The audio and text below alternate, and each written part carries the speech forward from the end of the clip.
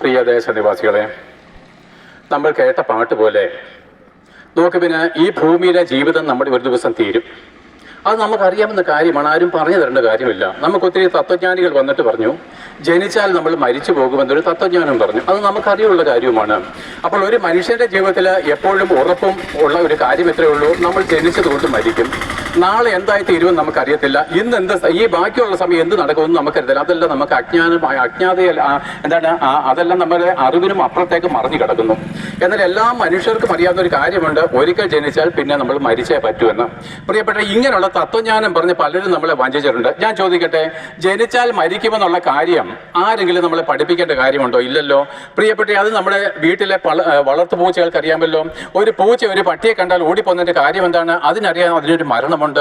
ഒരു എലി പൂച്ചയെ കാണുമ്പോൾ ഓടിപ്പോകുന്നതിന്റെ കാര്യം എന്താണ്? അതിനും അറിയാം അതിനൊരു മരണമുണ്ടെന്ന്. പ്രിയപ്പെട്ട, ജനിച്ചാൽ മരിക്കുമെന്നുള്ള തത്വജ്ഞാനം ആരും നമ്മളെ പഠിപ്പിക്കേണ്ട കാര്യമില്ല. എന്നാൽ തത്വജ്ഞാനികൾ വന്ന് അങ്ങനെയുള്ള കാര്യങ്ങൾ പറഞ്ഞ് നമ്മളെ ഭ്രമിപ്പിച്ചും പോന്നു. എന്നാൽ പ്രിയപ്പെട്ടവരെ, ഒരിക്കൽ മരിക്കുകയും പിന്നെ ന്യായവിധി നമ്മളെ കാത്തിരിക്കുന്നുവെന്നും മരിച്ചതിന് ശേഷം നമ്മുടെ പാപങ്ങൾക്ക് ശിക്ഷ വിധിക്കുന്ന ഒരു ദൈവമുണ്ടെന്നും മരിച്ചവരെല്ലാവരും മരിച്ചതിന് ശേഷം ഉയർത്തെഴുന്നേറ്റ് ഏക സത്യദൈവത്തിന് മുമ്പിൽ കണക്ക് തീർക്കുന്ന നാളുണ്ടെന്നും നിങ്ങൾക്ക് എത്ര പേർക്കറിയാം? അപ്പൊ എല്ലാവരും വന്ന് ഈ ഭൂമിയിലുള്ള കാര്യങ്ങളെ പറഞ്ഞു. ഞങ്ങളോ മരിച്ചതിന് ശേഷമുള്ളതും നാളെ ആകാശവും ഭൂമിയും ഇവിടെ അസ്തമിക്കുമെന്നും ആകാശവും ഭൂമിയും കൊടുമുഴക്കത്തോടെ ഒഴിഞ്ഞു പോകുമെന്നും, അതായത് ലോകം അവസാനിക്കുമെന്നും ലോകാവസാനത്തിന് ശേഷം എന്താണ് സംഭവിക്കുന്നതെന്നും ഞങ്ങൾക്ക് ഇന്നറിയാം. അതുകൊണ്ട് മരണമുള്ള എല്ലാവരും അല്പനേരം കേട്ടുകൊള്ളുവിന്. മരിച്ചതിന് ശേഷം എന്താണ് സംഭവിക്കുന്നത്? എന്താണ് ഭൂമിയിൽ ഇങ്ങനെ മരണമുണ്ടാകുവാൻ കാര്യം എന്താണ്? നോക്കുവിൻ, നമ്മളെല്ലാവരും ദുഃഖസാഗരത്തിൽ കൂടെ കടന്നു പോകുന്നതിന്റെ കാര്യം എന്താണ്? നോക്കുവിൻ, ഒരിക്കൽ യേശു ക്രിസ്തു തന്റെ ശിഷ്യന്മാരുമായിട്ട് ചേർന്ന് പടകിൽ കയറി ഒരു ചെറിയ തടാകത്തിന് അക്കരെ പോകാൻ ഒരു ശുശ്രൂഷയ്ക്ക് വേണ്ടി പോവുകയാണ്. പെട്ടെന്ന് അസാധാരണമായിരിക്കുന്ന കാറ്റും കോളും പിസറും ഉണ്ടായിട്ട് അവരുടെ വഞ്ചി ആടി ഒലഞ്ഞ് അതിലെന്താണ് വെള്ളം കയറി അത് മുങ്ങുമാറായി. യേശു ക്രിസ്തു അതിന്റെ പടകില് അതിന്റെ അമരത്തെ തലയിട വെച്ച് ഉറങ്ങുകയായിരുന്നു.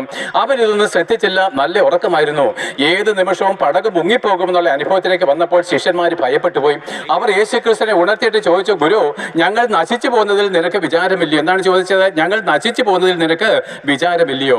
യേശു ക്രിസ്തു എഴുന്നേറ്റു, എന്നിട്ട് ഇങ്ങനെ പ്രകൃതിയെ നോക്കി കൽപ്പിച്ചു, കാറ്റെ അടങ്ങുക, കടലെ ശാന്തമാകുക എന്ന് കൽപ്പിച്ച മാത്രമേ കാറ്റടങ്ങി, കടല് ശാന്തമായി. ശിഷ്യന്മാർ ഭയന്നുപോയി.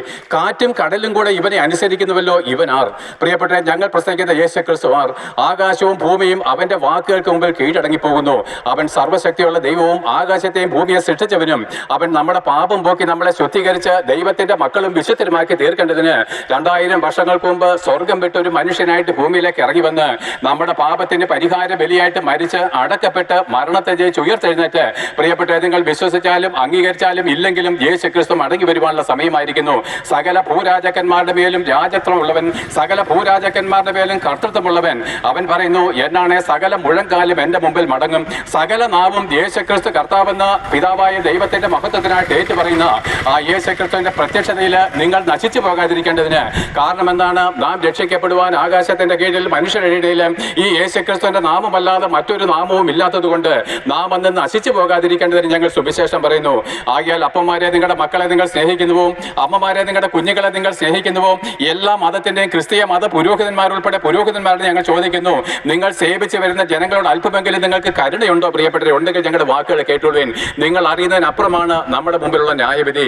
അതേ പ്രിയപ്പെട്ടവരെ, ഈ ഭൂമിയിൽ നമുക്ക് എങ്ങനെയും ജീവിക്കാം, ഏത് പാപം ചെയ്തും ജീവിക്കാം, ആരെയും ആരെയും ദ്രോഹിക്കാം, ഒരു കുഴപ്പവുമില്ല. ദൈവമല്ലാത്തതിനെ ആരാധിക്കാം, എന്ത് തിന്മയും നമുക്കിവിടെ പ്രവർത്തിക്കാം. ആരും കണ്ടിട്ടില്ല, കേസായിട്ടില്ലെങ്കിൽ ആരും നമ്മളെ ഒരു ചുക്കും ചെയ്യുവാനും വരുന്നില്ല. എന്നാൽ പ്രിയപ്പെട്ടവരെ, നമ്മൾ എന്താണ് ദ്രോഹിച്ചവനും മരിക്കും. രണ്ടുപേരും മരിച്ചതിന് ശേഷം രണ്ടുപേരും കല്ലറകളെ വിട്ട് ദഹിപ്പിച്ച ചാരത്തിൽ നിന്ന് ഇതേ രൂപത്തിൽ എഴുന്നേറ്റ് വരും. യേശു ക്രിസ്തുവിന്റെ ന്യായാസനത്തിന് മുമ്പിൽ നിങ്ങളുടെ കണക്ക് തീർക്കുന്ന നാളിൽ നിങ്ങളുടെ കരം ബലപ്പെട്ടിരിക്കുമോ? ആകിയാൽ പ്രിയപ്പെട്ടവരെ, പാപത്തിന്റെ ശമ്പളം മരണമത്രേ. എല്ലാവരുടെയും രഹസ്യങ്ങളും പാപങ്ങളും ദൈവം പരസ്യപ്പെടുത്തും. എല്ലാ കുടുംബജീവിതങ്ങളെയും ദൈവം ന്യായം വിധിക്കും. എല്ലാ രാഷ്ട്രീയ നേതാക്കന്മാരെയും ദൈവം ന്യായം വിധിക്കും. പഞ്ചായത്ത് മെമ്പർ മുതൽ പ്രധാനമന്ത്രി വരെയുള്ളവര് അവർ നിയമം ലംഘിച്ച് ചെയ്ത എല്ലാ പ്രവർത്തനങ്ങൾക്കും എന്താണ്? മരിച്ചതിന് ശേഷം യേശു ക്രിസ്തുവിന്റെ മുമ്പിൽ കണക്ക് കൊടുക്കണം. അതിനകത്ത് ഹിന്ദുവെന്നോ ക്രിസ്ത്യാനിയെന്നോ ഇല്ല, മുസ്ലിം എന്നില്ല, സമ്പന്നരെന്നോ ദരിദ്രരെന്നോ ഇല്ല, രാജാവെന്നോ പ്രഭുവെന്നോ ഇല്ല. പ്രിയപ്പെട്ടവരെ, കമ്മ്യൂണിസ്റ്റുകാരെന്നോ കോൺഗ്രസ്സുകാരെന്നോ BJP-കാരെന്നോ ഇല്ല. നിങ്ങൾ മരണമുള്ള മനുഷ്യനാണോ? മരണത്തെ ജയിച്ച് ഉയർത്തെഴുന്നേറ്റ യേശു ക്രിസ്തുവിന്റെ മുമ്പിൽ നിങ്ങൾ കണക്ക് കൊടുക്കുന്ന നാളുണ്ട്. ആകിയാൽ ദൈവത്തിന്റെ അഗാധമായിരിക്കുന്ന സ്നേഹം ഞങ്ങൾ വിവരിക്കുമ്പോഴേ ആരും ഞങ്ങൾക്കെതിരെ തിരിയേണ്ട പ്രിയപ്പെട്ടവരെ, നന്നല്ല പ്രിയപ്പെട്ടവരെ. കാരണം ഒരു ചെറിയ ഉപമ പറയും. എന്താ എന്താണെന്നറിയാമോ? യഹൂദന്മാർ അനുഭവിക്കുന്ന കഷ്ടങ്ങൾ എന്തുകൊണ്ടാണെന്ന് നിങ്ങൾക്കറിയാമോ? എവിടെ നോക്കിക്കഴിഞ്ഞാലും സർവ്വലോകവും യഹൂദന്മാർക്കെതിരെ തിരിയാണ്. ഇസ്രായേൽ എന്ന് പറഞ്ഞ ചെറിയ രാജ്യത്തെ തകർത്ത് കളയുവാൻ ശ്രമിക്കുകയാണ്. കഴിഞ്ഞ ഒക്ടോബർ 23 ഒക്ടോബർ 7 തീയതി 1400 ഇസ്രായേൽ ജനത്തിന്റെ കഴുത്ത് ഹമാസ് തീവ്രവാദികളൊന്ന് അറുത്ത് കളിയുടെ കാര്യം നിങ്ങൾക്കറിയാമോ? പ്രിയപ്പെട്ട കേട്ടുകൊള്ളുവിൻ, അപ്പന്മാരുടെ നാവാണ് എന്ന് 2023 വർഷങ്ങൾക്ക് മുമ്പ് യേശുക്രിസ്തുവിനെ ക്രൂശിപ്പാനായിട്ട് പീലാത്തോസ് എന്ന് പറയുന്ന ആ റോമൻ സാമ്രാജ്യത്തിലെ ആ നാടുവാഴിയുടെ മുമ്പിൽ നിർത്തിയാണ്, ജഡ്ജിയുടെ മുമ്പിൽ നിർത്തിയാണ്. ആ ജഡ്ജി അവനെ അനേകവട്ടം വിസ്തരിക്കുന്നു. അവനിൽ കുറ്റം കണ്ടെത്തിയിട്ട് അവനെ കൊല്ലുവാൻ വിധിക്കണം. ഇതാണ് അവന്റെ മേൽ ഉദ്യോഗപ്പെട്ടിരിക്കുന്ന അനുഭവങ്ങൾ. എന്നാൽ അവൻ എത്ര വിസ്തരിച്ചിട്ടും യേശുക്രിസ്തുവിൽ ഒരു കുറ്റവും കണ്ടില്ല. അവൻ നീതിമാനാണെന്ന് അവന്റെ നാവ് തന്നെ, ജഡ്ജി തന്നെ പറഞ്ഞു, ഇവൻ നീതിമാനാണ്, ഇവനിൽ ഒരു കുറ്റവുമില്ല, ഇവനെ ഞാൻ സ്വതന്ത്രനാക്കും എന്ന് പറഞ്ഞപ്പോൾ യഹൂദന്മാർ പറഞ്ഞു, അല്ല, അവനെ ക്രൂശിച്ചേ പറ്റൂ, അവനെ കൊന്നേ പറ്റൂ. അപ്പോൾ പീലാത്തോസ് ചോദിച്ചു, ആട്ടെ, അവൻ ചെയ്ത തെറ്റെന്ത്? അവര് പറയുന്നത് അവനെ ക്രൂശിക്കുക. അവൻ ചെയ്ത തെറ്റ് പറയാൻ ആർക്കുമില്ല. പ്രിയപ്പെട്ട, ഭൂമിയിൽ ഇന്ന് വരെ പാപമില്ലാത്ത ഒരേ ഒരു വ്യക്തി യേശുക്രിസ്തു മാത്രമാണ്. പ്രസംഗിക്കുന്നത് ഞാനോ നിങ്ങളെക്കാൾ ഉപരി പാപം ചെയ്തവനാണ്, എന്നാൽ എനിക്ക് പാപക്ഷമ കിട്ടിയത് കൊണ്ടാണ് ഞാൻ സന്തോഷത്തോടെ പ്രസംഗിക്കുന്നത്. എന്നിട്ടോ ആ പീലാത്തോസ് അവസാനം ഇവൻ നീതിമാനാണെന്ന് പറഞ്ഞിട്ട് അല്പം വെള്ളം എടുത്ത് കൈ കഴിയിട്ട്, ഈ നീതിമാന്റെ രക്തത്തിൽ എനിക്ക് കുറ്റമില്ല, നിങ്ങൾ തന്നെ ക്രൂശിച്ചു കൊള്ളൂ എന്ന് പറഞ്ഞ് ഏൽപ്പിച്ചു കൊടുക്കും. അപ്പോഴെന്താണ്, ഈ നീതിമാന്റെ രക്തത്തിൽ എനിക്ക് കുറ്റമില്ല എന്ന് പറഞ്ഞ് ആ പീലാത്തോസ് കൈ കഴിയുമ്പോൾ യഹൂദന്മാർ പറഞ്ഞൊരു വാക്കുണ്ട്, അപ്പന്മാരെ കേട്ടുകൊള്ളുവിൻ, സുവിശേഷത്തിനെതിരെ പറയുന്ന ഓരോ വാക്കുകളും നമ്മുടെ കുടുംബത്തെയും മക്കളെ എങ്ങനെ തകർത്ത് കളയുമെന്ന് ശ്രദ്ധിച്ചുകൊള്ളുവിന്. ആ അപ്പന്മാർ പറഞ്ഞു, യഹൂദന്മാരുടെ പിതാക്കന്മാർ 2023 വർഷങ്ങൾക്ക് മുമ്പ് പറഞ്ഞു, ആ രക്തം ഞങ്ങളുടെ മേലും ഞങ്ങളുടെ മക്കളുടെ മേലും വന്നുകൊള്ളട്ടെ. 2023 വർഷങ്ങൾക്ക് മുമ്പ് ആ അതികഠിനന്മാരും അഹങ്കാരികളുമായിരിക്കുന്ന യഹൂദന്മാർ പറഞ്ഞു, ആ രക്തം, യേശുക്രിസ്തുവിന്റെ രക്തം ഞങ്ങളുടെ മേലും ഞങ്ങളുടെ മക്കളുടെ മേലും വന്നുകൊള്ളട്ടെ. അതിന്റെ പരിണിത ഫലമാണ് 2023 വർഷങ്ങൾക്ക് ശേഷം ആ യഹൂദ ജനം ഇന്നും കഷ്ടം അനുഭവിക്കുന്നത്. പ്രിയപ്പെട്ട, യഹൂദ മുഴുവനും എന്താണ്, തകർക്കപ്പെടാൻ പോവുകയാണ്. സകല രാജ്യക്കാരും അവർക്കെതിരെ യുദ്ധം ചെയ്യുവാൻ പോവുകയാണ്. അവർക്കെന്താണ്, ആശ്രയിപ്പാൻ ഒന്നുമില്ലാത്ത വണ്ണം തകർന്നു പിരിക്കുമ്പോഴേ അവർ യേശുക്രിസ്തുവിലേക്ക് തിരിയും. നോക്കുവാൻ പ്രിയപ്പെട്ടവരെ, 2ാം ലോക മഹായുദ്ധകാലത്ത് 60 ലക്ഷം യഹൂദന്മാരെ ഹിറ്റ്ലർ ഗ്യാസ് ചേമ്പറിൽ ശ്വാസം മുട്ടിച്ച് കൊന്നത് ഹിറ്റ്ലറല്ല ഉത്തരവാദി, പിശാചല്ല, ദൈവവുമല്ല, അപ്പന്മാരുടെ നാവാണ്. ആ രക്തം ഞങ്ങളുടെ മേലും ഞങ്ങളുടെ മക്കളുടെ മേലും വന്നുകൊള്ളട്ടെ. AD 70 യഹൂദ സാമ്രാജ്യം തകർക്കപ്പെട്ടു. അവരുടെ രാജ്യം ഭൂപടത്തിൽ നിന്ന് മായ്ക്കപ്പെട്ടു. അവർ ദൈവത്തെക്കാൾ ഉപരി സ്നേഹിച്ച സ്വർണം കൊണ്ടും രക്തം കൊണ്ടും പൊതിയപ്പെട്ടിരിക്കുന്ന അവരുടെ യഹൂദ ദേവാലയം ഒരു രാജാവ് വന്നിട്ട് ഇടിച്ചു നിരത്തിയിട്ട് കല്ലിന്മേൽ കല്ല് ശേഷിക്കാതെ തകർത്ത് കളഞ്ഞ്. കാരണം എന്താണെന്ന് അറിയാമോ? അന്ന് 11 ലക്ഷം യഹൂദന്മാരുടെ ചോരച്ചാലുകൾ കൊണ്ട് ആ യെരുശലേം മുങ്ങിപ്പോയി. പ്രിയപ്പെട്ടവരെ, ആ രക്തം ഞങ്ങളുടെ മേലും ഞങ്ങളുടെ മക്കളുടെ മേലും വന്നുകൊള്ളട്ടെ. സുവിശേഷത്തെ എതിർത്ത ഏതെങ്കിലും കുടുംബത്തിൽ സമാധാനമുണ്ടോ? എന്നോട് സംസാരിക്കും പ്രിയപ്പെട്ടവരെ. സുവിശേഷത്തെ എതിർത്ത ഏതെങ്കിലും വ്യക്തിക്ക് സമാധാനത്തോടെ മുമ്പോട്ട് പോകാൻ പറ്റിയോ? ഇല്ല. നീ സമ്പത്തുണ്ടാക്കുന്നതിനെ പറ്റിയല്ല പറഞ്ഞത്. നിന്റെ ഹൃദയ സമാധാനം തകർന്നു പോകുന്നു. നിന്റെ മക്കൾ എന്താണ്, സമ്പന്നന്മാരാണെങ്കിലും പാപം ചെയ്ത് നശിച്ചു പോകുന്ന കാരണമെന്നേ ഉള്ളൂ എന്നാണ് നീ സുവിശേഷത്തെ തള്ളിക്കളഞ്ഞത്. എന്റെ പേര് വിജയഗോപാൽ. ഞാൻ റാന്നി സ്വദേശി, ഹിന്ദുമത വിശ്വാസത്തിൽ ജനിച്ച് വളർത്തപ്പെട്ടവൻ. അഹങ്കാരത്തിന്റെ ഉന്മാദത്തിൽ കൂടെ നടന്ന് ഇങ്ങനെ വഴിത്തള്ളിക്കൽ ചെയ്യുന്ന ഉപദേശിമാരെ പരിഹസിച്ച് യേശുക്രിസ്തു ദൈവമാണോ എന്ന് ചോദിച്ച് എന്റെ കയ്യിൽ തന്ന ട്രാക്റ്റുകളെ ചുരുട്ടിക്കൂട്ടി എനിക്ക് തന്നിരിക്കുന്ന വൃദ്ധനായിരിക്കുന്ന ഉപദേശത്തിന്റെ മുമ്പിൽ ചുരുട്ടിക്കൂട്ടി എറിഞ്ഞു കളഞ്ഞ അഹങ്കാരിയായിരുന്നു ഒരു മനുഷ്യന്. പ്രിയപ്പെട്ടവരെ, 13 വർഷക്കാലം അതിനുശേഷം കൂരിരുട്ടിൽ കൂടെ നടന്നു. ഈ ലോകത്തിൽ ആർക്കുമില്ലാത്ത ബുദ്ധിയും പരിജ്ഞാനവും എനിക്കുണ്ടായിരുന്നു. ഈ ലോകത്തിൽ ആർക്കുമില്ലാത്ത തത്വജ്ഞാനത്തിന്റെ ചിന്തകൾ കൊണ്ടും സാഹിത്യത്തിന്റെ നിറവ് കൊണ്ടും ഞാൻ ജീവിച്ചു.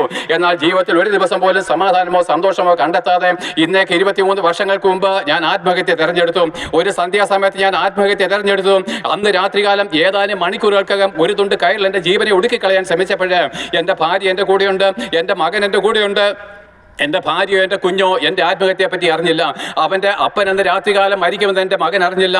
അവളുടെ ഭർത്താവ് എന്ന് രാത്രികാലം ആത്മഹത്യയെന്ന് എൻ്റെ ഭാര്യയും അറിഞ്ഞില്ല.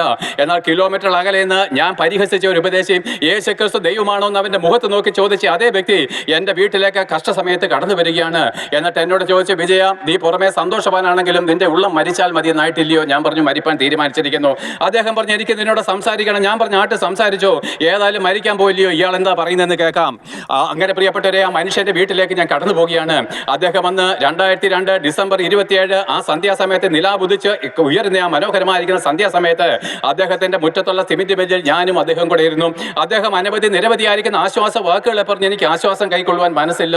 എന്നാൽ പൊടുന്നനവേ യേശുക്രിസ്തുവിന്റെ ദൈവത്തിന്റെ ഒരു വചനം പറഞ്ഞു, ഇപ്പോഴോ യാക്കോബേ നിന്നെ സൃഷ്ടിച്ചവനും ഇസ്രായേലിനെ നിന്നെ നിർവചനമായിരിക്കുന്ന കർത്താവ് ഇപ്രകാരം അരുളി ചെയ്യുന്നു, ഭയപ്പെടേണ്ട, ഞാൻ നിന്റെ പേർ ചൊല്ലി വിളിച്ചിരിക്കുന്നു, നീ എനിക്കുള്ളവൻ തന്നെ. നീ വെള്ളത്തിൽ കൂടി കടക്കുമ്പോൾ ഞാൻ നിന്നോട് കൂടെ ഇരിക്കും, നീ പുഴയിൽ കൂടി കടക്കുമ്പോൾ പുഴ നിന്റെ മേൽ കവിഞ്ഞൊഴുകയില്ല. നീ തീയിൽ കൂടി നടന്നാൽ വെന്തു പോകുകയില്ല. അഗ്നിജാലം നിന്നെ ദഹിപ്പിക്കുകയില്ല. ഇസ്രായേലിന്റെ പരിശുദ്ധനായിരിക്കുന്ന ഞാൻ നിന്റെ രക്ഷകൻ. ഞാൻ നിനക്ക് പകരം മനുഷ്യരെയും നിന്റെ പ്രാണന് പകരം ജാതികളെയും തരുന്നു. ഭയപ്പെടേണ്ട, ഞാൻ നിന്നോട് കൂടെയുണ്ട്.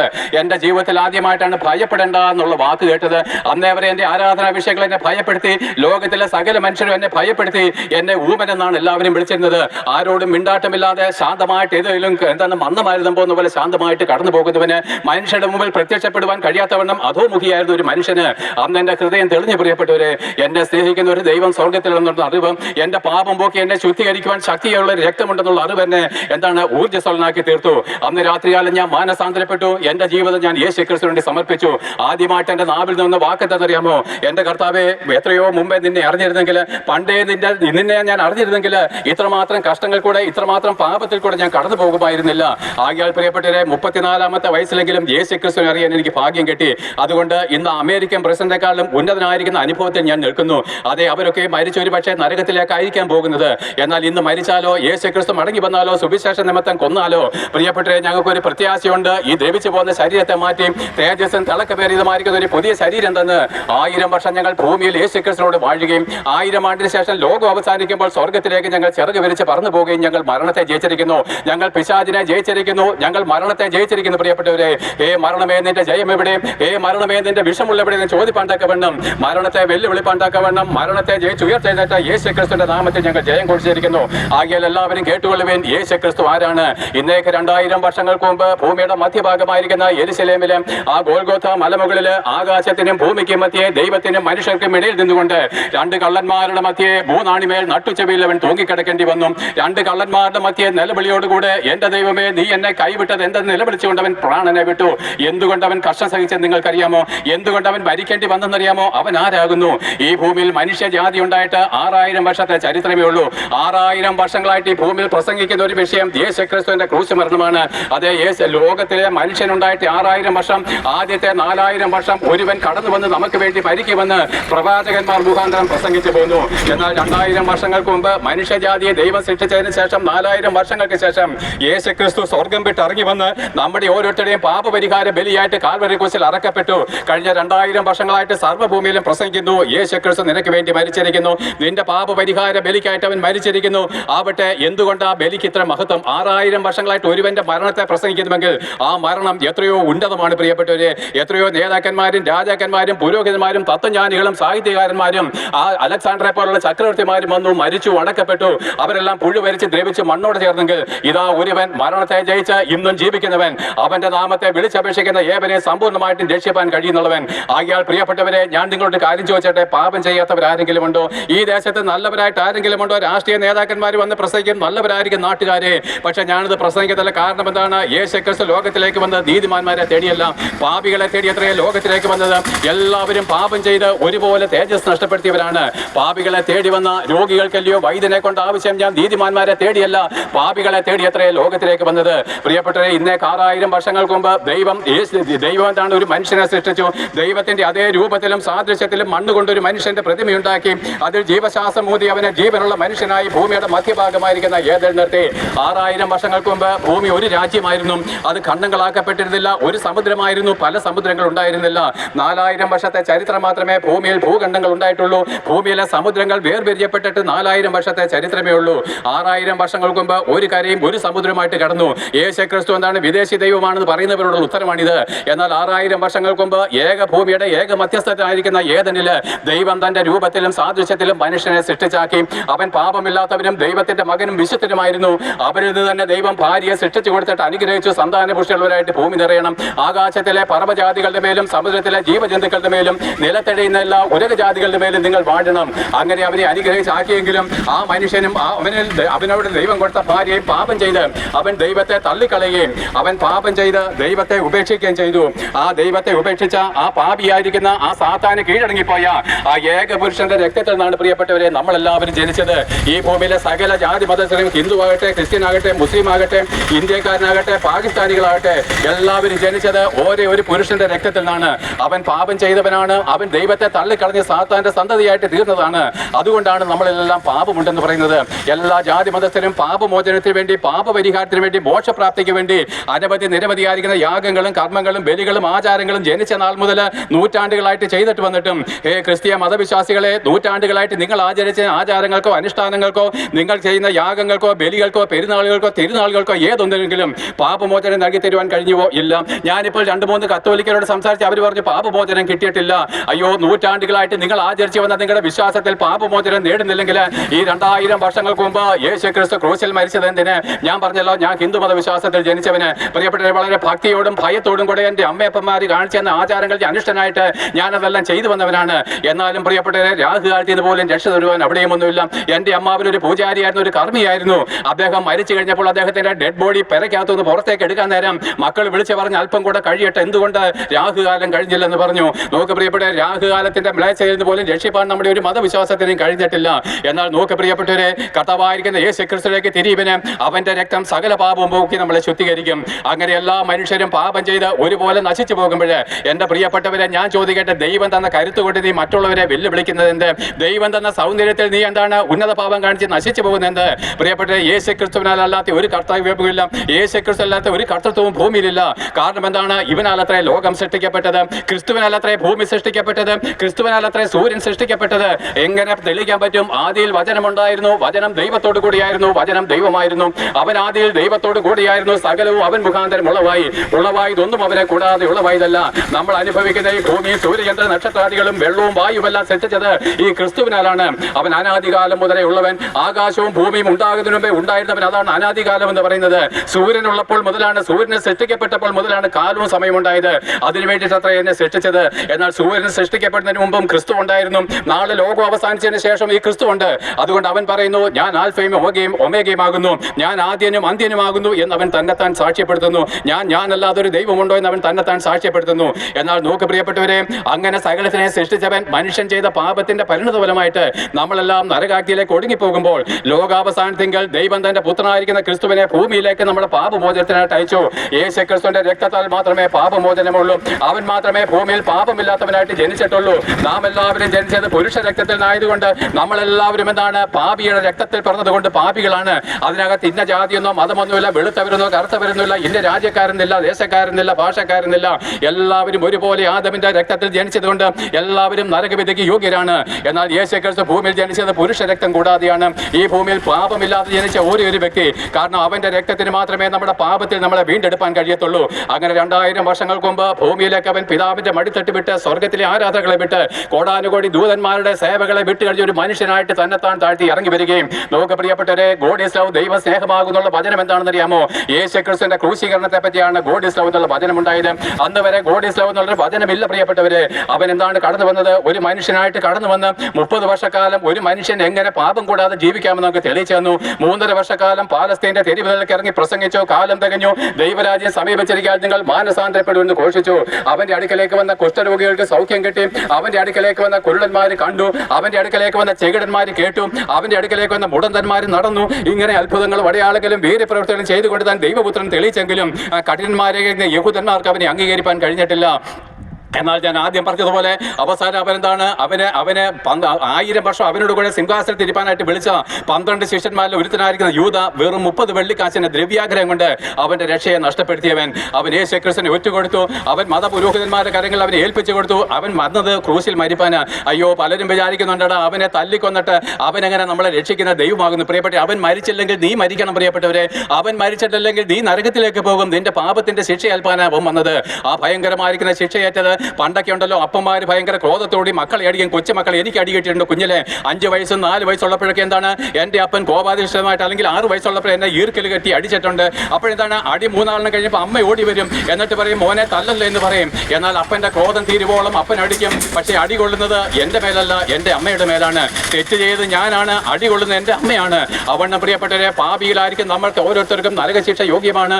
എന്നാൽ ദൈവത്തിന്റെ സ്നേഹം നോക്കിക്കേ, പാപത്തിന്റെ ശമ്പളം മരണമാണെന്നുള്ള ദൈവകോടതിയുടെ മുമ്പിൽ മുമ്പിൽ, ദൈവത്തിന്റെ ആ ആരാച്ചന്മാർ അല്ലെങ്കിൽ എന്താണ് ദൈവ കോടതിയുടെ മുമ്പിൽ അവൻ നമ്മുടെ പാപത്തിന്റെ ശിക്ഷയായിരിക്കുന്ന ഓരോ അടിയും അടിക്കുമ്പോഴേ അതെല്ലാം നമ്മുടെ മേൽ വീഴേണ്ടതായിരുന്നെങ്കിലും ദൈവം തന്റെ പുത്രനെ എനിക്കും ആ തല്ലുന്നവന്റെ ഇടയിലേക്ക് കയറ്റി നിർത്തി. ഇപ്പോൾ നമ്മുടെ മേൽ വീഴേണ്ട അടി അവന്റെ മേലായി, നമ്മുടെ മേൽ വീഴേണ്ട തുപ്പൽ അവന്റെ മേലായി. പ്രിയപ്പെട്ടവരെ, നമ്മുടെ നിന്ന അവന്റെ മേലായിട്ട് തീർന്നിരിക്കുന്നു. അടിക്കുന്നവർക്ക് ഞാൻ എന്റെ മുതുകും, രോമം പറിക്കുന്നവർക്ക് ഞാൻ എന്റെ മുഖവും കാണിച്ചു കൊടുത്തു. എന്റെ മുഖം തുപ്പലിനും നിന്നയ്ക്കും ഏൽപ്പിച്ചു മറച്ചു വെച്ചതുമില്ലെന്ന് അവന്റെ ക്രൂശീകരണത്തിനും 700 വർഷങ്ങൾക്ക് മുമ്പ് പ്രവാചകന്മാർ വിളിച്ചു പറഞ്ഞു. അങ്ങനെ നമ്മുടെ ഓരോരുത്തരുടെയും പാപപരിഹാര ബലിയായിട്ട് ഇറങ്ങി വന്നവൻ നമുക്ക് നമ്മുടെ ഓരോ പാപത്തിന്റെ ശിക്ഷ തന്റെ ശരീരത്തിലേക്കാണ്. അടിയേറ്റ് അവന്റെ ശരീരം തകർക്കപ്പെടുകയാണ്, അവന്റെ ശരീരത്തിൽ നിന്ന് മാംസകഷ്ണങ്ങൾ ചിതറിപ്പോവുകയാണ്. പ്രിയപ്പെട്ടവരെ, അയ്യോ, ഓരോ അടി മേൽക്കുമ്പോൾ നിന്റെ മേൽ വീഴേണ്ട അടി, നീ ചെയ്ത പാപത്തിന്റെ ശിക്ഷ അവന്റെ മേൽ വീഴുകയാണ്. അങ്ങനെ അടിയേറ്റ് തകർക്കപ്പെട്ടവൻ അവന്റെ ശരീരത്തിലെ അസ്ഥികൾ വേർപെടുവോളം അവർ അടിച്ചു. അതേ പ്രിയപ്പെട്ടവരെ, നീ ഇതൊന്നും അറിയുന്നില്ലല്ലയോ, നീ ഇതൊന്നും ഗ്രഹിച്ചിട്ടില്ല. ഗ്രഹിച്ചിട്ടില്ലെങ്കിൽ ഗ്രഹിപ്പാനായിട്ടാണ് ദൈവം വിട്ടത്. കാരണം നിങ്ങൾ മരിക്കും, ഞാനും മരിക്കും. മരിച്ചതിന് ശേഷം ഈ പ്രസംഗം വെച്ച് നിങ്ങളെ ന്യായം വിധിക്കും. നിങ്ങൾ മരിച്ചിട്ട് ഉയർത്തെഴുന്നേക്കും നിശ്ചയം. പ്രിയപ്പെട്ടവരെ, നിങ്ങൾക്ക് വേണമെങ്കിൽ സ്വീകരിക്കാം, വേണ്ടെങ്കിൽ തള്ളിക്കളയാം. എന്നാൽ മരിച്ചതിന് ശേഷം ന്യായവിധി ഉറപ്പാണ്. മരിച്ചവരെല്ലാം ഉയർത്തെഴുന്നേക്കുന്നുള്ള നിയമവും ഉറപ്പാണ്, മാറ്റമില്ല. എന്നാൽ യേശു ക്രിസ്തു അടിയേറ്റ് തകർക്കപ്പെട്ടവൻ അവൻ കണ്ടോ, അവൻ എടുപ്പാൻ കഴിയാത്തവണ്ണം ഭാരമേറിയ ഒരു മരക്കുരിശും തോളിലേറ്റിക്കൊണ്ട് ഗോൽഗോഥ മലമുകളിലേക്ക് പോകുമ്പോൾ അവൻ ചുമന്നുകൊണ്ടുപോയ മരക്കുരിശ് നമ്മുടെ ഓരോരുത്തരുടെയും പാപത്തിന്റെ ചുമട. പ്രിയപ്പെട്ടവരെ, അല്ലയോ ക്രിസ്തീയ മതവിശ്വാസിയെ, നീ ഇന്നും യേശു ക്രിസ്തുവിനല്ല, അവൻ ചുമന്നുകൊണ്ടുപോയ നിന്റെ പാപ ചുമടായിരിക്കുന്ന കുരിശിനെ ചുംബിക്കുമ്പോൾ ലജ്ജിച്ചു കൊള്ളണം. അവൻ ചുമന്നുകൊണ്ടുപോയ നമ്മുടെ പാപത്തിന്റെ ചുമട. പ്രിയപ്പെട്ടവരെ, ആ കുരിശിനെ അല്ല ചുംബിക്കേണ്ടത്, കുരിശ് ചുമന്ന കർത്താവിനെയാണ് നീ ചുംബിക്കേണ്ടത്. അതെ, നിങ്ങൾ വഴിയിൽ വീണ് നശിച്ചു പോകാതിരിക്കേണ്ടതിന് പുത്രനെ ചുംബിച്ചുകൊള്ളുന്നുള്ള വചനം നിങ്ങൾ വായിച്ചുകൊള്ളുവിന്, അംഗീകരിച്ചുകൊള്ളുവിന്. അങ്ങനെ നമ്മുടെ പാപഭാരമായിരിക്കുന്ന മരക്കുരിശ് ചുമന്നത് വഴി പാപത്തിന്റെ ശമ്പളം മരണമാണെന്നുള്ള ദൈവകോടതിയുടെ മുമ്പിൽ എനിക്കും നിനക്കും പകരക്കാരനായിട്ട് ആ നിയമത്തെ പുസ്തകത്തിന് മുമ്പിൽ അവൻ മരിക്കുകയാണ്. ഇതുപോലെ ഒരു സ്നേഹമുണ്ടോ? ഇതുപോലെ മനോഹരമായിരിക്കുന്ന ഒരു കാഴ്ചയുണ്ടോ? പ്രിയപ്പെട്ടവരെ, ഈ ലോകത്തിലെ ഏറ്റവും മനോഹരവും ഉദാത്തവുമായിരിക്കുന്ന കാഴ്ച എന്താണെന്ന് അറിയാമോ? കണ്ടോ, 2000 വർഷങ്ങൾക്ക് മുമ്പ് ഭൂമിയുടെ മധ്യഭാഗമായിരിക്കുന്ന യെരുശലേമിലെ ആ ഗോൽഗോഥ മലമുകളിൽ ആകാശത്തിനും ഭൂമിക്കും മധ്യേ 2 കള്ളന്മാരുടെ മധ്യത്തില് അതിക്രമക്കാരോടുകൂടി അവനെ എണ്ണപ്പെട്ടു എന്നുള്ള തിരുവചനത്തിനൊത്തവണ്ണം കള്ളന്മാരിൽ ഒരുവനെ പോലെ അവനെ കള്ളനെ ക്രൂശിക്കുന്ന പോലെ ആ യഹൂദന്മാർ ക്രൂശിച്ചു. എന്തുകൊണ്ടെന്നറിയാമോ? അവർ അവനെ ദൈവപുത്രൻ അംഗീകരിച്ചില്ല. അവൻ അവരെ മറിയയുടെ സന്തതിയായിട്ട് കണ്ടു. അവന്റെ സഹോദരന്മാരുണ്ട്, മറിയെ പ്രസവിച്ച 6 മക്കൾ വേറെ വീട്ടിലുണ്ട്. അവരിൽ ഒരുവനെ പോലെ അവർ കണ്ടു. അവൻ ദൈവപുത്രൻ അംഗീകരിപ്പാൻ ക്രൂരന്മാരായിരിക്കുന്ന, കഠിനഹൃദയന്മാരായിരിക്കുന്ന, അഹങ്കാരികളായിരിക്കുന്ന, മതഭ്രാന്തന്മാരായിരിക്കുന്ന യഹൂദന്മാർക്ക് കഴിഞ്ഞിട്ടില്ല. എന്നാൽ യേശു ക്രിസ്തു കാൽവരി ക്രൂശിൽ മരിക്കുകയാണ്. ആ യേശു ക്രിസ്തു കാൽവരി ക്രൂശിൽ മരിക്കുമ്പോൾ ദൈവത്തിന് മനുഷ്യനുള്ള ശത്രുത്വമായിരിക്കുന്ന തിരശീല കീറി ഏത് പാപിക്കും ദൈവത്തിന്റെ അടുക്കലേക്ക് സൗജന്യമായിട്ട് വിശ്വാസത്താൽ നീതീകരിക്കപ്പെട്ടിട്ട് കടന്നു ചെല്ലുവാൻ തക്കവണ്ണം ജീവന്റെ പുതുവഴി, പുതിയ നിയമം ആരംഭിച്ചിരിക്കുകയാണ്. ആ യേശു ക്രിസ്തു ക്രൂശിൽ മരിച്ചപ്പോൾ കണ്ടോ, ദൈവത്തിനും മനുഷ്യർക്കും ഇടയിൽ തടസ്സമായിട്ടിരുന്ന പാപത്തിന്റെ നടുച്ചുവരെ തിരശീല 2ആയിട്ട് കീറിക്കളഞ്ഞ് ഇന്നും എന്താണ് ക്രിസ്തീയ മതവിശ്വാസികളുടെ പള്ളികളിൽ തിരശീല തൂക്കിയിട്ടിട്ട് അതിന്റെ പുറകിൽ നിന്ന് അവർ തന്നെത്താൻ അടിച്ച് കരയാറുണ്ട്. മശിഹാ തമ്പുരാനെ, ഞങ്ങളോട് കരുണ കാണിക്കണമേ. പോഷത്വമാണ് നിങ്ങൾ കാണിക്കുന്നത്. 2000 വർഷങ്ങൾക്ക് മുമ്പ് മശിഹാ തമ്പുരാൻ നിങ്ങളോട് കരുണ കാണിച്ചതാണ്. ആ ക്രൂശിൽ മരിച്ചത് വഴി ദൈവത്തിന് മുമ്പിലുള്ള ആ സാധ്യത, ദൈവത്തിന് മുമ്പിലേക്ക് നിങ്ങൾക്ക് പ്രവേശിക്കാനുള്ള സാധ്യത ദൈവം തുറന്നു തന്നാണ്. എന്നിട്ട് അതിനെ അംഗീകരിക്കാൻ കഴിയാതെ ഇന്നും തന്നെത്താൻ അടിച്ച് നിലവിളിക്കുമ്പോൾ ദൈവം ചിരിക്കുന്നു, അവൻ നിങ്ങളുടെ മുമ്പിൽ ക്രുദ്ധിക്കുന്നു. പ്രിയപ്പെട്ടവരെ, അതിനെ അംഗീകരിക്കാൻ മനസ്സില്ലാതെ നിലവിളിക്കുന്നത് എന്ത്? എന്നാൽ യേശു ക്രിസ്തു ക്രൂശിൽ മരിക്കുമ്പോൾ ആ തിരശീല കീറിയത് വഴി ഏത് പാപിക്കും ദൈവത്തിന്റെ അടുക്കലേക്ക് നേരിട്ട് കടന്നു ചെല്ലുവാന് ഇതാ ദൈവം ജീവന്റെ പുതുവഴി, പുതിയ നിയമം ആരംഭിച്ചിരിക്കുന്നു. ഇനി യാഗങ്ങളില്ല, ബലികളില്ല, കർമ്മങ്ങളില്ല, ആചാരങ്ങളില്ല, വഴിപാടുകളില്ല. പ്രിയപ്പെട്ട, ഇനി പൗരോഹിത്യമില്ല. യേശു ക്രിസ്തു ക്രൂശിൽ മരിച്ചവഴി യാഗം നിർത്തലാക്കിയത് വഴി പൗരോഹിത്യമില്ല. എല്ലാവരും പറയുന്നു ഈ പുരോഹിതന്മാരെ നമ്മളെ വഞ്ചിക്കുന്നു. നൂറ്റാണ്ടുകളായിട്ട് ഇവരുടെ ഈ ചൊല്ലും നമ്മൾ കേട്ടിട്ടും പാപമോചനം നൽകി തരുവാൻ കഴിഞ്ഞിട്ടില്ലെങ്കിൽ പ്രിയപ്പെട്ടവരെ, നിങ്ങൾ ബുദ്ധിയുള്ളവരായിട്ട് തീർന്നുകൊള്ളുവിൻ, മാനസാന്തരപ്പെട്ടുകൊള്ളുവിന്. എന്നാൽ യേശു ക്രിസ്തു അടക്കപ്പെട്ടു. ദൈവമോ മരണവാസങ്ങളെ അഴിച്ചിട്ട് 3-ാം ദിവസം ഉയർത്തെഴുന്നേൽപ്പിച്ചത് വഴി ഞാൻ പ്രസംഗിക്കുന്ന യേശു ക്രിസ്തു ആരാണ്? അവൻ ലോകത്തെ ജയിച്ചവൻ, മരണത്തെ ജയിച്ചവൻ, സാത്താനെ തകർത്ത് കളഞ്ഞവൻ. അവനിതാ ഭൂമിയുടെ ഏകാധിപതിയായിട്ട് മടങ്ങി വരുന്നു. ഹേ ദേശമേ നടുങ്ങിക്കൊള്ളുവിന്, ഹേ ദേശമേ വിറച്ചുകൊള്ളുവിന്. യേശു ക്രിസ്തു ഇതാ ഭൂമിയുടെ ഏകാധിപതിയായിട്ട് മടങ്ങി വരുന്നു. അവനോടുകൂടെ കോടാനുകോടി ദൂതന്മാരും അവരുടെ കൂടെ കോടാനുകോടി വിശുദ്ധന്മാരും ആർപ്പോടും കാഹളത്തോടും കൂടെ ഭൂമി നടുങ്ങുമാർ ഇറങ്ങി വരുമ്പോഴേ അവന്റെ മുമ്പിൽ ധൈര്യത്തോടെ നിങ്ങൾ നിൽക്കേണ്ടതിന് എന്റെ പ്രിയപ്പെട്ടവരെ, സകല ജാതി മതസ്ഥരോടും മരണമുള്ള എല്ലാവരോടും പറയുന്നു മാനസാന്തരപ്പെട്ടുകൊള്ളുവിന്. എന്ന് വെച്ച് കഴിഞ്ഞാൽ ഇന്ന് അവരെ പാപമോചനം നൽകി തരുവാൻ കഴിയാത്ത നമ്മുടെ പിതൃപാരമ്പര്യങ്ങളും മതഭക്തികളും പാരമ്പര്യങ്ങളും പൗരോഹിത്യങ്ങളും തള്ളിക്കളഞ്ഞ് നിനക്ക് വേണ്ടി സ്വർഗത്തിലെ നന്മകളെ ഉപേക്ഷിച്ച് ഒരു പാപിയായിരിക്കുന്ന മനുഷ്യനെ പോലെ ഇറങ്ങി വന്ന് നിന്റെ പാപം ചുമന്ന് കഷ്ടപ്പെട്ട് മരിച്ചുവെങ്കിലും മരണത്തെ ജയിച്ച് ഉയർത്തെഴുന്നേറ്റ് ഭൂമിയുടെ ഏകാധിപതിയായിട്ട് മടങ്ങി വരുന്ന ഈ യേശു ക്രിസ്തുവിനെ ഏകരക്ഷകനും ഏക കർത്താവും ഏക ദൈവമായിട്ട് അംഗീകരിച്ച് അവനെ മാത്രമേ ആരാധിക്കാവൂ എന്നുള്ള ദൈവ പ്രമാണത്തിലേക്ക് വരുന്നതാണ് മാനസാന്തരം. അതേ പ്രിയപ്പെട്ടവരെ, ആരാധനയ്ക്ക് യോഗ്യൻ യേശു ക്രിസ്തു മാത്രമേ ഉള്ളൂ. രണ്ടാമതൊരാളെ നിങ്ങൾ ആരാധിക്കുന്നെങ്കിൽ ദൈവത്തെ നിങ്ങൾ പരിഹസിക്കുകയാണ്. അവൻ മാത്രമേ സ്വർഗത്തിൽ നിന്ന് വന്നിട്ടുള്ളൂ, അവൻ മാത്രമേ നിനക്ക് വേണ്ടി മരിച്ചിട്ടുള്ളൂ, അവൻ മാത്രമേ മരണത്തെ ജയിച്ച് ഉയർത്തെഴുന്നേറ്റ് ദൈവപുത്രൻ തെളിയിച്ചിട്ടുള്ളൂ. അവൻ മരിച്ചിട്ട് ഉയർത്തെഴുന്നേൽക്ക വഴി ദൈവപുത്രന് ശക്തിയോടെ നിർണ്ണയിക്കപ്പെട്ടിരിക്കുന്നു. അവനെ അല്ലാതെ മറ്റൊന്നിന്റെ മുമ്പിൽ നിങ്ങൾ തലമണ നടക്കുന്നുവെങ്കിൽ അയ്യോ നിങ്ങൾക്ക് കഷ്ടം തന്നെ, കഷ്ടം തന്നെ, കഷ്ടം തന്നെ പ്രിയപ്പെട്ടവരെ. അതുകൊണ്ടെന്താണ് മരണഭീതി കൂടാതെ നിനക്ക് ജീവിക്കാൻ കഴിയുന്നില്ല, മരിച്ചിട്ട് നരകവിധിയിലേക്ക് ഒടുങ്ങിപ്പോവുകയാണ്. എന്നാൽ മാനസാന്തരപ്പെട്ടതിന് ശേഷം നിങ്ങളുടെ പാപമോചനത്തിനായിട്ട് നിങ്ങൾ സ്നാനമേൽക്കണം. അതേ ഈ സ്നാനത്താൽ അത്രേ പാപമോചനം. എല്ലാ മതത്തിലും സ്നാനം പഠിപ്പിക്കുന്നുണ്ട്. എന്നാൽ യേശു ക്രിസ്തുവിൽ മാനസാന്തരപ്പെട്ട് വിശ്വസിച്ചതിന് ശേഷം ഒരുവൻ സ്നാനമേൽക്കുമ്പോൾ ദൈവം തന്റെ ഹോളി സ്പിരിറ്റിനെ നമുക്ക് തരും. യേശു ക്രിസ്തുവിനെ കല്ലറയിൽ നിന്ന് ഉയർപ്പിച്ച അതേ ആത്മാവിനെ നമുക്ക് തരും പ്രിയപ്പെട്ടവരെ. അതുമാത്രമാണ് നമ്മളെ രക്ഷിക്കുന്നത്. പുരോഹിതന്മാരുടെ ധൂപപ്രാർത്ഥന നമ്മളെ രക്ഷിക്കത്തില്ല, പിണ്ടാടിയന്ത്രം നമ്മളെ രക്ഷിക്കത്തില്ല. എല്ലാം ഭോഷത്വമാണ് പ്രിയപ്പെട്ടവരെ, എല്ലാം ഭോഷത്വമാണ്. അവൻ നമുക്ക് വേണ്ടി മരിച്ച് ഉയർത്തെഴുന്നേറ്റിയാൽ അവനോടുകൂടെ മരിച്ചിട്ടല്ലാതെ നമുക്ക് അവനോടുകൂടെ ജീവിക്കാൻ കഴിയത്തില്ല. അവനോടുകൂടെ പാപസംബന്ധമായിട്ട് മരിക്കുന്നത് സ്നാനത്തിലാണ്. അങ്ങനെ മാനസാന്തരപ്പെട്ട് പൂർണ്ണമായിട്ട് നിങ്ങൾ ജലസ്നാനം എടുക്കുമ്പോഴേ ദൈവം തന്റെ ഹോളി സ്പിരിറ്റിനെ യേശു ക്രിസ്തുവിനോട് പാപസംബന്ധമായിട്ട് മരിച്ചതായിട്ട് തെളിവാക്കപ്പെട്ട് ദൈവം തന്റെ ആത്മാവിനെ വീണ്ടും ജനം എന്ന് പറഞ്ഞ് ഇതിനാണ് നിനക്ക് തരും. യേശു ക്രിസ്തുവിൽ വ്യാപരിച്ച് അതേ ആത്മാവ് പാപിയായിരിക്കും നിനക്ക് തരും. കള്ളുകുടിയാ നിന്റെ ഉള്ളത്തിലേക്ക് ദൈവം തന്റെ ആത്മാവിനെ തരാമെന്ന്. അല്ലയോ വഴക്കാളിയായിരിക്കുന്നവനെ, ദൈവത്തിന്റെ ആത്മാവ് പറയാണ് ഈ വിശുദ്ധ ആത്മാവ് നിന്റെ ഉള്ളത്തിൽ ഞാൻ തരാം, നിന്റെ മൺകൂടാരങ്ങളിലേക്ക് ഞാൻ തരാമെന്ന്. ഇന്നേ വരെ നീ എന്നെ അറിഞ്ഞില്ല, സത്യം ഞാൻ ഇതിനെ അംഗീകരിക്കുന്നില്ല. അറിവില്ലായ്മയുടെ കാലങ്ങളെ ലക്ഷ്യമാക്കാതെ ഇപ്പോഴെല്ലായിടത്തും എല്ലാവരും മാനസാന്തരപ്പെടുവാൻ ദൈവം കൽപ്പിക്കുന്നു. അങ്ങനെ സ്നാനമേറ്റ് പരിശുദ്ധാത്മാവിനെ പ്രാപിക്കുമ്പോൾ നാം ദൈവത്തിന്റെ മക്കളും വിശുദ്ധന്മാരായിട്ട് തീരും. നൂറ്റാണ്ടുകളായിട്ട് നിങ്ങൾ പാപികളും ദോഷികളുമാണെങ്കിൽ ഇന്ന് നിങ്ങൾക്ക് അതിന് മനസ്സുണ്ടെങ്കിൽ നിങ്ങൾ പുതിയ സൃഷ്ടിയായിട്ട് ഞങ്ങൾ ദൈവത്തിന്റെ മക്കളും വിശുദ്ധരുമാണെന്ന് തന്റെ ഇടത്തോട് പറയാൻ ധൈര്യം വരും. അതേ പ്രിയപ്പെട്ട ഞാൻ ദൈവത്തിന്റെ മകനും വിശുദ്ധനുമാണെന്ന് തന്റെ ഇടത്തോട് നിന്നാണ് പറയുന്നത്. ആ യേശു ക്രിസ്തുവിന്റെ രക്തം എന്റെ പാപങ്ങളെ കഴുകി. ഞാൻ പറഞ്ഞല്ലോ നിങ്ങളെക്കാൾ എല്ലാവരെക്കാളും ഉപരി പാപം ചെയ്തൊരു മനുഷ്യനാണ്. പാപത്തിൽ ഒന്നാമനായിരുന്ന എന്നെ രക്ഷിക്കാനായിട്ടേ യേശു ക്രിസ്തു ലോകത്തിലേക്ക് വന്നത്. എന്നാൽ അവന്റെ രക്തം സകല പാപവും ഒക്കെ എന്നെ ശുദ്ധീകരിച്ചത് വഴി ആരും പണം തന്നിട്ടല്ല, അപ്പുറത്ത് വെച്ച് കൊടുത്ത് ഞങ്ങളെ അടിക്കാനും തല്ലാനും വഴക്കുണ്ടാക്കാനും വന്നു. ഞങ്ങൾ ആ ദേശം വിട്ടേക്ക് പോകുന്നു. ആ ദേശത്തിന്റെ ഉത്തരവാദിനി അവനാണ്. പ്രിയപ്പെട്ടവരെ, ഞങ്ങൾ ആരോടും വഴക്കുണ്ടാക്കത്തില്ല. ഒരു ദേശത്ത് പ്രസംഗിക്കാൻ വരുമ്പോൾ നിങ്ങൾ വേണ്ട എന്ന് പറഞ്ഞാൽ ഞങ്ങൾ പോകും. പക്ഷേ ആ ദേശത്തിന്റെ ഉത്തരവാദിത്തം നിന്റെ തലമേൽ വരുമെന്ന് നിങ്ങൾക്ക് എത്ര പേർക്കറിയാം? സുവിശേഷത്തെ നിഷേധിക്കുന്നത് ഭയങ്കരമാണ് പ്രിയപ്പെട്ടവരെ. നിങ്ങൾ എത്രമാത്രം നശിച്ചു കിടക്കുന്നതിനായാലും, നിങ്ങൾ എത്രമാത്രം അധോഗതിയിൽ കിടക്കുന്നതിനാണെങ്കിലും പ്രിയപ്പെട്ടവരെ, അവന്റെ നാമം വിളിച്ചപേക്ഷിച്ചാൽ അവൻ നമ്മളെ രക്ഷിക്കും. നിങ്ങൾ എത്രമാത്രം ഉന്നതനോ രാജാവോ ആയിക്കോട്ടെ, നിങ്ങൾ അവനെ തള്ളിക്കളഞ്ഞാൽ നിങ്ങൾ നശിച്ചു പോകും. പ്രിയപ്പെട്ടവരെ, ഒരു മനുഷ്യൻ നശിച്ചു പോകാനും രക്ഷ പ്രാപിപ്പാനും ഒരു വഴിയുള്ളൂ, ക്രൂശിക്കപ്പെട്ട ക്രിസ്തു. അംഗീകരിക്കുന്നവർക്ക് രക്ഷ, തള്ളിക്കളയുന്നവർക്ക് നാശം. അതേ പ്രിയപ്പെട്ടവരെ, അതുകൊണ്ട് ഈ നാശത്തിന് വേണ്ടിയിട്ടല്ല, നിങ്ങളുടെ രക്ഷയ്ക്ക് വേണ്ടിയത്രേ ഘോഷിക്കേണ്ടത്. എന്നാൽ അവന്റെ വരവിന് മുമ്പ് എല്ലാവരും ഇത് ഗ്രഹിക്കണം. ഞാൻ എത്ര കൃത്യമായിട്ടാണ് പറഞ്ഞത്, നിങ്ങൾക്ക് ഏകദേശം മനസ്സിലാക്കുന്ന രീതി പറഞ്ഞു. എന്നാൽ പ്രിയപ്പെട്ടവരെ, എന്റെ പ്രത്യാശ എന്താണെന്ന് അറിയാമോ? ഇന്നാണ് യേശു ക്രിസ്തു മടങ്ങി വരുന്നെങ്കിൽ, ഇന്നാണ് എന്റെ മരണ ദിവസമെങ്കിൽ, അവൻ എന്റെ ദ്രവിച്ചു പോകുന്ന ശരീരം മാറ്റി തേജസ്സും തിളക്കമേറിയതുമായിരിക്കുന്ന ഒരു പുതിയ ശരീരം തന്ന് 1000 വർഷം ഞങ്ങൾ യേശു ക്രിസ്തുവിനോട് കൂടെ ഭൂമിയിൽ വാഴും. 1000 ആണ്ടിന് ശേഷം ലോകം അവസാനിക്കുമ്പോൾ ഞങ്ങൾ സ്വർഗത്തിലേക്ക് പറന്നു പോകും. അതേ നിത്യാനന്ദം ഞങ്ങളുടെ തലമേലിരിക്കും. പ്രിയപ്പെട്ടവരെ, ഇനി കണ്ണുനീരില്ല, നിലവിളിയില്ല, ദുഃഖങ്ങളില്ല, രോഗങ്ങളില്ല പ്രിയപ്പെട്ടവരെ. എന്നാൽ നിങ്ങൾ ഇതിനെ തള്ളിക്കളഞ്ഞ് കേവലം മതഭക്തിയില് ഒരു ക്രിസ്തീയ മത പുരോഹിതനാണെങ്കിൽ പോലും നിങ്ങൾ മാനസാന്തരപ്പെട്ട് സ്നാനമേൽക്കാതെ പാപമോചനം നേടാതെ പാപിയായിട്ടാണ് അടക്കപ്പെടുന്നെങ്കിൽ, ഇന്നാണ് യേശു ക്രിസ്തു മടങ്ങി വരുന്നെങ്കിൽ ഇന്നേക്ക് 1000 വർഷം തികയുന്ന ലോകം അവസാനിക്കും. അതേ പ്രിയപ്പെട്ടവരെ, അന്ന് എന്നെ കേട്ട നിങ്ങൾ ഓരോരുത്തരും കല്ലറകളെ വിട്ട് ദഹിപ്പിച്ച ചാരത്തിൽ നിന്ന് ഇതേ രൂപത്തിൽ എഴുന്നേറ്റ് വന്ന് യേശു ക്രിസ്തുവിന്റെ സിംഹാസനത്തിന്റെ മുമ്പിൽ നിൽക്കുമ്പോൾ ഈ പ്രസംഗം നിങ്ങൾ കേൾക്കും. ഇപ്പൊ നിങ്ങൾക്ക് പലർക്കും ഇഷ്ടമല്ല, ദേശത്ത് നിന്ന് ഓടിച്ചു കളയാൻ ചിലരുടെ പല്ലിറുമ്പുന്നുണ്ട്. എന്നാൽ അന്ന് നിങ്ങൾ അറിയും ഈ സുവിശേഷകന്മാർ നിങ്ങളെ എത്രമാത്രം സ്നേഹിച്ചു, ഈ സുവിശേഷകന്മാർ നിങ്ങൾക്ക് വേണ്ടി എത്ര കഷ്ടം സഹിച്ചു. നിങ്ങളെ സ്നേഹിക്കുന്ന ഒരു വർഗ്ഗമുണ്ടെങ്കിൽ ഞങ്ങൾ മാത്രമേ പ്രിയപ്പെട്ടവരെ. നിങ്ങളെ മരണത്തിൽ നിരക്ഷിക്കുന്ന ഈ സുവിശേഷം അംഗീകരിക്കാതെ മരിച്ചാൽ ആ ലോകാവസാന ദിവസം നിങ്ങളെ ദഹിപ്പിച്ച ചാരത്തിൽ നിന്ന്, നിങ്ങളെ അടക്കിയ കല്ലറയിൽ നിന്ന്, വെള്ളത്തിൽ അഴുകി ദ്രവിച്ചു പോയെങ്കിൽ വെള്ളത്തിൽ നിന്ന് ഇതേ രൂപത്തിൽ നിങ്ങൾ എഴുന്നേറ്റ് വന്ന് യേശു ക്രിസ്തുവിന്റെ മുമ്പിൽ നിൽക്കും. അവൻ നമ്മുടെ എല്ലാ രഹസ്യങ്ങളും പാപങ്ങളും പരസ്യപ്പെടുത്തും. അതേ നീ മാത്രം അറിയുന്നതിന്റെ സകല രഹസ്യങ്ങളും അവൻ പരസ്യപ്പെടുത്തി എന്നിട്ട് നിന്നെ നിത്യമായിരിക്കും നരകാഗ്നിയിലേക്ക് തള്ളിക്കളയുമ്പോൾ ഈ പ്രസംഗം നിങ്ങളുടെ ചെവിയിൽ അലയടിച്ചുകൊണ്ടിരിക്കും. അയ്യോ കർത്താവെ, പറ്റിപ്പോയല്ലോ, ഞങ്ങളെ സ്നേഹിച്ച് ഈ പാപമോചനം പറഞ്ഞ ഉപദേശിമാരെ ഞങ്ങൾ നിഷേധിച്ചു. ഞങ്ങളുടെ പള്ളിയിലെ പുരോഹിതന്മാരും പറഞ്ഞു ഇങ്ങനെയുള്ള ഉപദേശിമാരെ കേട്ടേക്കല്ലേ, സ്നാനമേക്കല്ലേ, ഇങ്ങനെയുള്ള ഉപദേശിമാരെ വീട്ടിൽ കയറ്റരുത് പറഞ്ഞു. നിന്റെ വചനത്തിനേക്കാൾ ഉപരി അവരുടെ വചനങ്ങളെ കേട്ടത് വഴി ഞങ്ങൾ നശിച്ചു പോകുന്നു. ഇപ്പോഴിതാ ഞങ്ങളും അവരോട് കൂടെ നരകാഗ്നിയിലേക്ക് എറിയപ്പെടുന്നുവല്ലോ. പിന്നെ ഒരു രക്ഷയില്ല പ്രിയപ്പെട്ടവരെ, പിന്നെ ഒരു രക്ഷയില്ല. അതിനെത്ര കോടി വർഷം എന്നൊരു കണക്കില്ല. കാരണം അത് സൂര്യനില്ലാത്തതുകൊണ്ട് സമയമില്ല, കാലമില്ല, ഇനി നിശ്ചയമില്ല പ്രിയപ്പെട്ട. അത് എറ്റേണലാണ്, ഇൻഫിനിറ്റിയാണ്. ആ നരകത്തിൽ എന്നേക്കുമായിട്ട് നിങ്ങൾ നശിച്ചു പോകാതിരിക്കേണ്ടതിന് ഇന്നെന്ന് പറയുന്ന ദിവസം മാനസാന്തരപ്പെട്ടുകൊള്ളുവിന്. മാനസാന്തരപ്പെട്ട് സ്നാനമേറ്റ് യേശുക്രിസ്തുവിന്റെ ആത്മാവിനെ പ്രാപിച്ച് അവന്റെ രക്ഷ ചുമന്നുകൊള്ളുവിൻ. അവന്റെ നിന്ന് ചുമന്ന് ആ നിത്യമായിരിക്കുന്ന സ്വർഗത്തിലേക്ക് എന്നേക്കും ജീവിക്കുവാൻ നിങ്ങളും നിങ്ങളുടെ കുഞ്ഞുകുട്ടികളും പറന്നുയർന്നുകൊള്ളുവിൻ ഘോഷിച്ചുകൊണ്ട് ഈ പ്രസംഗം ഇവിടെ നിർത്തുകയാണ്. വിശ്വസിക്കുന്ന ഏവനെയും യേശുക്രിസ്തു മുഖാന്തരം ദൈവം അനുഗ്രഹിക്കട്ടെ. Thank you.